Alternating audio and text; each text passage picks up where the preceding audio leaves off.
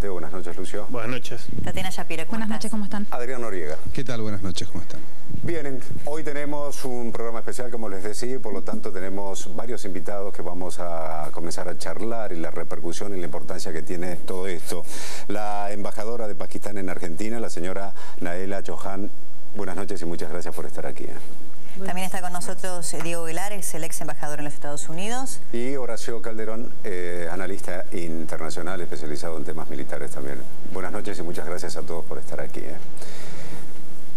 Señora embajadora, este tema, el haber asesinado a Osama Bin Laden en Pakistán, ¿es como un espaldarazo al gobierno de su país, que siempre estuvo allí como sospechado de ser colaboracionista con Al-Qaeda? Muchísimas gracias para invitarme. Es una situación muy interesante. Pero sabes que la situación es... hay 30 años que tenemos un problema. Desde la guerra soviética en Afganistán, eran muchas organizaciones que trabajan en la región. Después, cuando la guerra contra soviética terminó, todo el mundo olvidó esta región. Pero después, septiembre 11 de 2001, sí. Hay un recuerdo. Pero nosotros sufrimos muchos desde 30 años. Pakistán es uno de los países que trabaja mucho contra terrorismo. Sabes que hasta ahora tenemos 30 miles de personas muertas a causa de actividades terroristas en mi país. Entonces es muy importante para nosotros de luchar y eliminar terrorismo en mi país, en la región y en el mundo. Sí, me gustaría justamente a propósito de este tema preguntarle tanto a Calderón como a Aguilar. En el discurso que da el presidente estadounidense Barack Obama habla de una acción conjunta, ¿no es cierto? Y luego la información que fue trascendiendo con el correr de las horas un poco contradice esto que afirmaba el presidente estadounidense. Exactamente, bueno, esto fue una información de último momento de fuentes muy ligadas a la inteligencia de los Estados Unidos que afirman, por escrito, yo tengo el escrito, que el gobierno pakistaní se enteró recién cuando los helicópteros abandonaron el espacio aéreo de ese país con, por supuesto, el cadáver de Osama Bin Laden, ¿no? Entonces eso sí contradice un poco, bueno, lo que dice la embajadora es al margen de todo eso, ¿no? ¿Es desconocimiento del propio presidente Obama? ¿Pudo haber habido allí alguna tergiversación? Concretamente se equivocó. Quiero pensar que no se equivocó, que se equivocó y que no mintió, ¿no? Sí. La explicación que daban después era que en realidad él se había referido a la colaboración histórica entre el gobierno de los Estados Unidos y el gobierno de Pakistán, pero el discurso concretamente, cuando uno lo analizó en el momento, daba a entender concretamente que era una operación conjunta de fuerzas especiales de Estados Unidos con, obviamente, fuerzas especiales de Pakistán, ¿no? Eso es lo que se sobreentendía del discurso de Barack Obama, salvo mejor opinión, por supuesto, ¿no? Sí. Y entonces el hecho de que no se haya enterado el gobierno de Pakistán hasta que si no se ha enterado el gobierno de Pakistán, temor a que se filtrara información. Exactamente, y fracasara la operación. Porque yo creo que con el mayor de los respetos por la embajadora, no hay que dejar de lado el hecho de que hay numerosos movimientos considerados como terroristas por la comunidad internacional y por los expertos, como en el caso de uno que hace 20 años está estudiando este fenómeno, que han estado protegidos por el ISI pakistaní sobre todo, ¿no? Por el Inter-Service Intelligence. Ahora, estos grupos no fueron creados a lo mejor con el propósito de lanzar acciones terroristas contra civiles inocentes, a lo mejor en un principio, sino para confrontar a la India, sobre todo en la región de Cachemira. Calderón, en un segundo nada más, sí, quiero que nos cuente cómo, sobre los SEAL, sobre el grupo especial este que realizó, en un minuto, porque quiero preguntarle a Diego Aguilar, el que ha sido embajador en Estados Unidos, ¿qué significado le ve usted a la muerte de Osama Bin Laden en estas condiciones? Sí, yo creo que el significado actual es simbólico. Creo que hay un fuerte simbolismo en la simultaneidad entre que finalmente, después de 10 años de búsqueda, haya sido este año el momento de encontrarlo y ejecutarlo, y el dato de que este es el año de la gran revolución islámica, lo que está pasando en todo el norte de África y en Oriente Medio. Hay un cambio de escenario absoluto. Lo que vimos los últimos 10 años es una especie de pacto entre lo que podríamos llamar, entre comillas, los buenos y los malos para estar contra los muy malos. Ahora, esa coincidencia temporal de la cual usted habla, Aguilar, ¿es simplemente una coexistencia en el tiempo o usted está interpretando que el hecho de que después de 10 años no han podido ni Clinton ni Bush, puede Obama en este momento terminar con Bin Laden, con la carga simbólica que eso tiene y todo lo que pasó en el mundo árabe, en el norte de África, en Medio Oriente, las revueltas en Egipto, ¿qué relación encuentra? Yo creo que sobre esto se va a hablar mucho, va a haber muchas teorías conspirativas, muchos libros que van a decir que lo tenían ubicado hace 5 años, que lo seguían todos los días, que eligieron exactamente este momento, este día, que esto tiene que ver con la campaña de reelección de Obama, pero la realidad es que hoy el escenario cambió. Así como en la década del 60 y del 70 el hecho del éxito soviético al asociar a Cuba hizo que en toda América Latina hubiera también una asociación de los buenos, entre comillas, y los malos contra los muy malos, y que hubiera una ola de golpe de Estado, gobiernos dictatoriales, amparados por una gran democracia, porque había un enemigo superior a vencer, el Imperio Soviético y su aliado cubano. En este caso se dio algo bastante parecido en el norte de África y en el Medio Oriente. Entonces, ¿qué se hizo con repúblicas que no son repúblicas, monarquías absolutas, toda suerte de caudillos, etcétera? Se aliaron en función del mal mayor. Todo aquel que combatiera al terrorismo era un amigo. Algunos eran viejos amigos, caso Mubarak, otros nuevos amigos, como Gaddafi, que impulsó acciones terroristas por muchos años, pero en los últimos años se había transformado también en un amigo. Pero resulta ser que la paciencia de los pueblos estalló y hoy hay un escenario mucho más importante que este aislamiento de un grupo ultraterrorista por una revolución en toda la región que creo que cambia absolutamente el escenario. Calderón, a ver, concretamente con el operativo que se realizó en este pueblo allí en el norte de Pakistán. Bueno, eso es justamente lo que me llama la atención. Fue utilizado el grupo de los Navy SEALs, ¿no? Las focas marinas de Estados Unidos, que ahora han cambiado de nombre, tiene otro nombre distinto, de desarrollo, de cosas, de operaciones especiales, pero de hecho fue el grupo 7 de focas marinas el que encabezó este operativo, compuesto por unidades aerotransportadas. Estamos viendo imágenes de los... Sí, ese es el nombre técnico. Unidades aerotransportadas que descendieron dentro del complejo en el cual se encontraba Osama Bin Laden, evidentemente con muy poca protección, porque de hecho en un lugar demasiado poblado tenía que estar sin llamar mayormente la atención. Descendieron dentro de ese complejo, bajaron los comandos, mataron a las personas que estaban en ese momento con Osama Bin Laden, que tampoco eran muchas. ¿El objetivo fue matarlo o primero el objetivo era matarlo o encontrarlo? Bueno, uno tiene que creer un poco la palabra oficial, que era capturarlo vivo, preferiblemente, ¿no?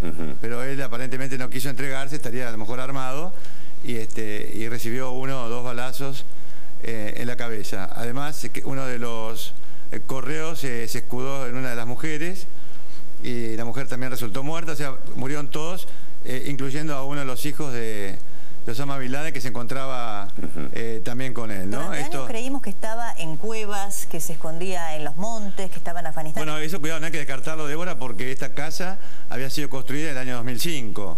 Y además que todos los que hemos hablado sobre este tema durante muchos años, sosteniendo que estaba vivo, que estaba en Pakistán, bueno, obviamente no descartamos que es una persona que se ha ido trasladando del lugar justamente para evitar ser localizada, ¿no? ¿Cómo era esta manera de evitar la localización, ¿no es cierto? Esta manera tan rudimentaria, casi medieval, de comunicarse, de evitar... La usan los capos de la mafia, Débora, italiana, los grandes capos de la mafia italiana, inclusive, bueno, los últimos que fue capturado, bueno, él tenía por costumbre solamente enviarme mensajes con papelitos. ¿Cómo hacía Osama Bin Laden? Tenía un puñado, eran muy pocos, ya se sabía, correos, que inclusive a lo mejor para hacer llegar un cassette o un videocassette o un DVD con audio, con lo que fuera, por ejemplo Al Jazeera, iban de Pakistán, volaban a otro país, de ese país iban a otro, para despistar, inclusive hasta por supuesto no hablemos de la región, hasta del país en que estaba él, porque incluso llegaron a decir que estaba hasta en Irán, en Afganistán mismo, cosa que era realmente muy improbable, ¿no? ¿Cómo es el entrenamiento de los SEALs? Bueno, se hace por supuesto con un rigor enorme, muy parecido al de los boinas verdes y a otros grupos especiales. Hay varios grupos especiales, obviamente, de los Estados Unidos, además de los mercenarios que tiene Estados Unidos también y que utiliza en el exterior, como fue el caso de Blackwater y otras firmas, ¿no? Ahora, ¿qué tipo de armamento? Su vestimenta parecen robots, ¿no? Por bueno, todo sí, lo que llevan obviamente, encima. Incluso las que han llevado a prueba de balas, muchas veces incluyen anteojos que resisten impactos de bala, tienen, por supuesto, miras de visión nocturna. Están entrenados con altísimo rigor, están entrenados también incluso, acá hubo un gran debate en la Argentina con eso en su momento, para recibir torturas, para resistir torturas. Ustedes recordarán que hubo una protesta acá, porque algunos comandos argentinos les daban, los entrenaban justamente para eso, entonces se confundía el hecho de entrenarse para soportar una tortura con el de prepararse para torturar a alguien, ¿no? ¿Y cuál es este grado de sofisticación al que usted hace referencia? ¿Sofisticación técnica? De todo tipo. ¿Sofisticación en el entrenamiento psíquico? Sobre todo el equilibrio psicológico, es importantísimo en este caso particular, ¿no? Porque gente que está preparada para matar tiene que tener realmente una preparación especial, porque si no se están empleando psicópatas, ¿no? Entonces son gente que realmente está convencida de lo que hace, son profesionales, pero muy bien entrenados. ¿Y qué se sabe del entrenamiento? Porque como usted decía recién, muchas veces ha surgido incluso controversia, ¿no? Para que esta fuerza de élite que tiene este nivel de sofisticación técnica tenga el entrenamiento adecuado para llegar, por ejemplo, a una operación de este nivel. Bueno, por supuesto que se hacen todos los cálculos posibles. Ustedes recuerden, por ejemplo, que estamos hablando de muchos años atrás, con muchísima menos sofisticación, lo que fue el rescate de los rehenes en Uganda, en Entebbe, por parte de un comando israelí. Creo que Dan Shomrom era el que lo lideraba en ese momento, ¿no? Que murió hace 2 o 3 años. De manera tal que además exige una coordinación, es como un reloj suizo de la mejor marca, que tiene que funcionar cada uno con su pieza colocada en el lugar exacto, ¿no? Y además una exigencia física que se les exige, que es tremenda. ¿Cuántos miembros en total tienen? Bueno, eso es desconocido, ¿no? Yo te mentiría, Claudio, si te dijera que tal unidad se compone de tantos miembros. En este caso particular, si fueran 4 helicópteros, habría que ver en definitiva, pero es un número bastante importante de gente. Incluso, te digo más, Al-Qaeda tiene, no recuerdo el nombre, se llama el Ejército de las Sombras, también tiene algo bastante parecido, lo tiene Gran Bretaña, lo tiene por supuesto Israel. Le fue bastante mal la última vez que lo utilizaron el grupo Bayonetta, traducido del hebreo al castellano, en el asalto al navío Mavi Mármara, ¿no? Pero no es el único país que tiene este tipo de fuerzas especiales, pero realmente son, por ejemplo, muy efectivas. Por ejemplo, lo han demostrado en este momento.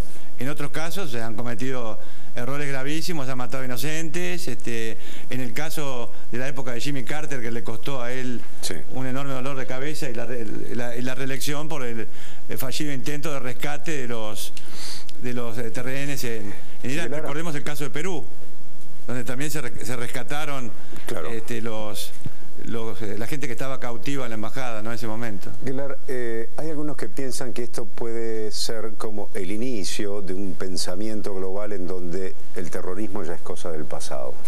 ¿Es medio apresurado pensar de esa forma o no? Sí, yo creo que desgraciadamente el terrorismo es una expresión permanente. Siempre lo ha habido en distintas épocas de la historia y seguramente y desgraciadamente seguirá existiendo. Lo que ha cambiado es su significado. Mientras parecía que la amenaza ya no eran más los estados, se hablaba de una cuarta guerra mundial donde eran los estados civilizados contra grupos que podían ser muy pequeños, pero podían conseguir armar una pequeña bomba atómica, causar con productos químicos intoxicaciones masivas en las ciudades. Se había elaborado mucho, aparecía ese cuco, como habían sido los refugios atómicos en la década del 50. O sea, la guerra nuclear era en ese momento el gran escenario. En el escenario de la primera década de este siglo, todo indicaba que era o parecía que iba a ser esto. Ahora cambió el escenario, ahora la gran disputa es entre los militantes de la libertad, que uno los ve por la televisión, y los grupos organizados con ideologías extremistas que se sabe que están mezclados entre esa misma protesta. El mismo Gaddafi ha hecho en sentido de autodefensa, ha manifestado que realmente es Al-Qaeda la que está detrás de los rebeldes en los episodios en Libia. Entonces, en este escenario, hoy la verdadera pregunta es qué va a pasar en toda la región, qué va a pasar a nivel de cientos de millones o 1000 millones de habitantes que viven en el mundo musulmán, si va a ganar realmente las versiones más democráticas, más abiertas, o las más extremistas, y seguramente se van a producir las dos, pero el escenario es totalmente, hemos entrado en esta década en un escenario totalmente diferente al de la primera década. Embajadora, me gustaría preguntarle su perspectiva, su punto de vista justamente respecto de este tema, ¿no? Del momento histórico que estamos viviendo en toda la región. Sí, es un momento muy delicado porque terrorismo no tiene un estado, es en el mundo. Sus actividades no están límite en una frontera. Entonces, necesitamos que la comunidad internacional trabaje junto. Pakistán, incluyendo, estamos muy activos en contra las actividades terroristas extremistas. La exitoso de esta operación es resulta de intercambio de la información, inteligencia también. Entonces, es decir, usted sostiene que el gobierno pakistaní proveyó de información de inteligencia y de manera coordinada con las fuerzas de seguridad estadounidenses. Estadounidenses y otros también, porque sabes que OTAN trabaja también. Entonces, es importante de trabajar juntos, porque no es problema de un país o una región, es una amenaza para el mundo. Adrián. Da la sensación que esta operación, como sugería tanto Guilar como nuestro especialista aquí, tiene un significado político. Ahora, con esto, ¿se va a reavivar? Es una pregunta que está también en la calle. ¿Va a haber sed de venganza? Muerto Bin Laden, ¿se mata Al-Qaeda y a esta ala terrorista? ¿O hay que esperar ahora precisamente un recrudecimiento del terrorismo, al menos de ese sector? Guilar. Sí, yo creo que Bin Laden es un símbolo, un ícono para los sectores más extremos. El terrorismo es una forma práctica, es el accionar de los extremistas. No hay terrorista moderado. El terrorismo es en sí mismo la expresión práctica de una ideología extremista. No hay duda que el prócer, de alguna forma máximo, del fundamentalismo musulmán en particular el suní, porque además hay grandes conflictos dentro de la propia comunidad musulmana, es Osama Bin Laden. Por lo tanto, es de esperar que algunos grupos extremos aparezcan utilizando ese símbolo, respondiendo en forma violenta. O sea, no es un hecho que pueda descartarse, y por eso en todas las grandes capitales del mundo se han reforzado las medidas de seguridad, de alguna forma en la expectativa desgraciada, pero posible, de que de que en homenaje a la figura del máximo líder del terrorismo